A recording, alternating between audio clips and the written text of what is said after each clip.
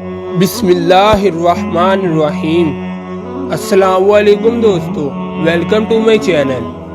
یہ پوری کائنات اللہ نے اپنے محبوب حضرت محمد صلی اللہ علیہ وآلہ وسلم کے صدقے میں بنائی، اور اللہ نے اپنے محبوب کو نور سے بشری لباس میں جب زمین پہ نازل کیا تو اپنے محبوب کو ہر خاص و عام انسان سے مقدم رکھا۔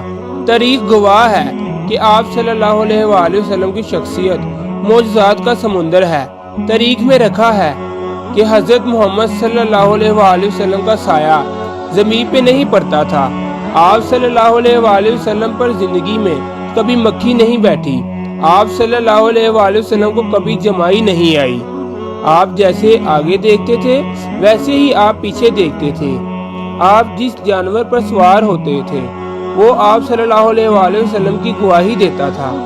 آپ کے پسینے مبارک میں اللہ نے خوشبوؤں کو قائم رکھا۔ جہاں سے آپ گزرتے تھے لوگ آپ کی خوشبو میں جنت کی خوشبوؤں کو محسوس کرتے تھے۔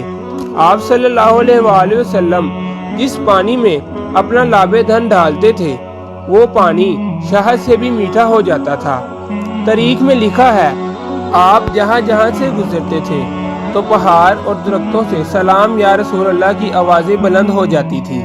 آپ کے ہاتھوں پہ کنکریاں آپ صلی اللہ علیہ وآلہ وسلم کی نبوت کی گواہی دیتی تھی۔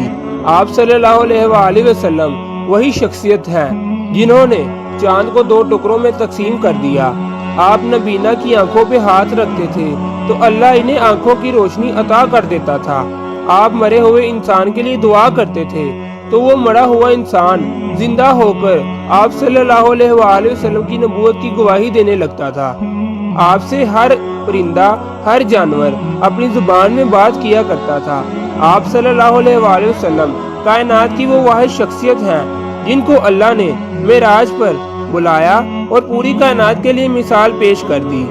اللہ نے آپ صلی اللہ علیہ وسلم کو یہ معجزات اس لیے عطا کیے تاکہ قیامت تک ہر انسان اللہ کے رسول حضرت محمد صلی اللہ علیہ وآلہ وسلم کی شان ہر خاص و عام کو سناتا رہے۔